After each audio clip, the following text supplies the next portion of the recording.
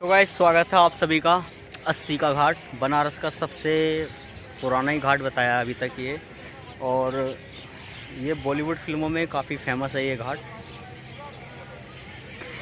बाकी इस घाट की क्या क्या खासियत है, चलिए अभी किसी लोकल से ही पूछते हैं यहाँ के बारे में, क्योंकि क्यों ये इतना फेमस है और इसके बारे में जानते हैं बहुत कुछ।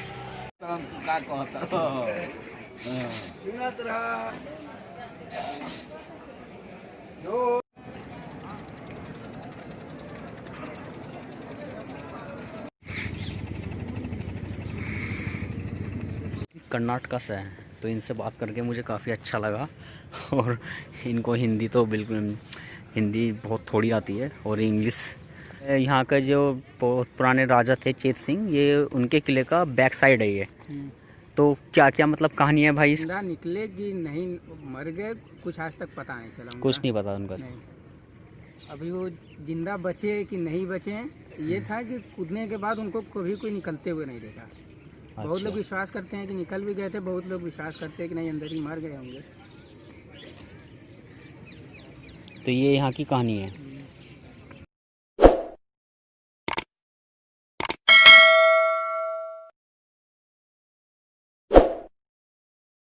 फेमस है कि यहाँ पर जो 80 नदी का संगम था, यहाँ 80 नदी का मतलब संगम है। एक 80 नदी में संगम में इधर है, इधर लास्ट में वरुणा नदी का संगम है जी। वरुणा और 80 जोड़ के इसका नाम वाराणसी हो गया है। अच्छा, हाँ, काशी वरुणा, वाराणसी, वरुणा और 80। वरुणा वो है आगे, वरुण हाँ, और 80 इक्वल टू वाराणसी। ओके, इसका नाम हो गया है काशी बनारस वाराणसी जी। काशी जो नाम पड़ा है भगवान शिव के नाम से पड़ा है। कैलाश पर्वत पर शिव जी रहते हैं, कैलाश का का शिव का सी जोड़ के काशी कैलाश से कंटेक्ट रहेगा, इसलिए काशी इसका नाम है ज्वाइंट। और बनारस जो है, यहाँ की जो साड़ियाँ बनती हैं उसमें 2 धागे लगते हैं, एक ताना एक बाना। ताना बाना बीन के जो रस निकलता है उसको औरंगजेब ने नाम दे दिया बनारस। ये बना हुआ रस है, पूरे विश्व में फेमस हो जाए, तो साड़ी के नाम से इसका नाम बनारस पड़ा है। काशी बनारस वाराणसी। और इसका गुप्त नाम है आनंद।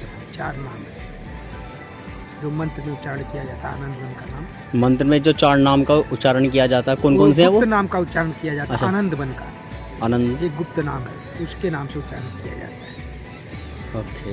काशी में इसीलिए सारे देवता आके काशी को देखने के लिए देवलोक से उतर गए, तो इसीलिए सारे देवताओं का मंदिर काशी में हो गया। आपको काशी में एक बोरा चावल खत्म हो जाएगा, मंदिर नहीं खत्म होगा, इसलिए काशी का कंकड़ ही शंकर कहलाता है। कड़ में शिव का वास। तो इसीलिए इसको भगवान शिव की नगरी भी बोलते हैं। हाँ, ये महादेव की नगरी है।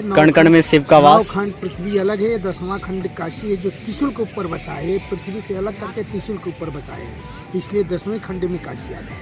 9 खंड पृथ्वी, 10वां खंड काशी, इसलिए इसको बोलते हैं अविचल अविनाशी शिव की काशी।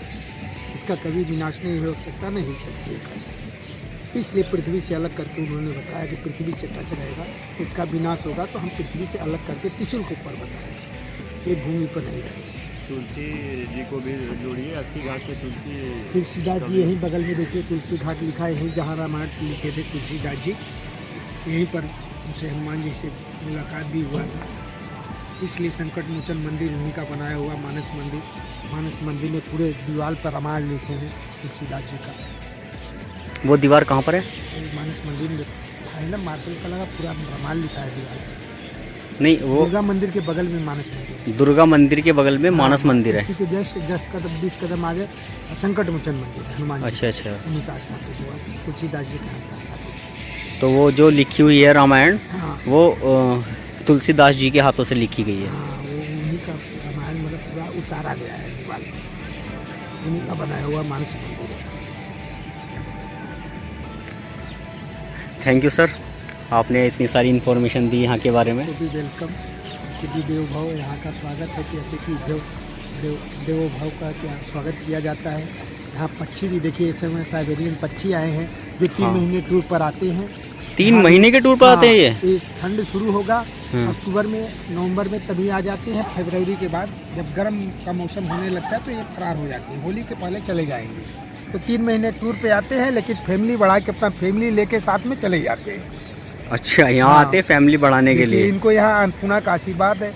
यहाँ उनको खाना पीना हर चीज़ मिलता है। लोग जो भी जाते हैं लोग उनको खाना लेके जाते हैं, खिलाते हैं, वो खा पी के भी मस्त रहते हैं। इनका यहाँ कोई टेंशन नहीं रहता है।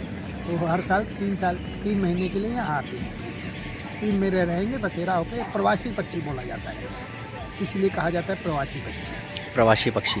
नदी से वो लोग साइबेरिया जो है वो आपका रसिया शायद में वहाँ है। बर्फ जम जाता है, तो इसलिए वो यहाँ दुनिया का सबसे ठंडा इलाका वही है। हाँ, तो वो बर्फ और जम वहाँ जाता का है, तो दुनिया का इसलिए वो लोग इधर चले आए। सबसे ठंडा इलाका वही है। हाँ। और वर्ल्ड में जो सबसे ज़्यादा बर्फ़ पड़ती है और माइनस में हाँ, तो टेम्परेचर बर्फ जाता जम जाता है तो माइनस इधर चले। 72 73, वो वहीं है। उस तो जगह का नाम ओमियाकोन है। वहाँ इसलिए वो एक बैकाल लेक है। 3 महीने टूर के लिए इंडिया चले आते हैं। वर्ल्ड की सबसे बड़ी बैकाल लेक वही है।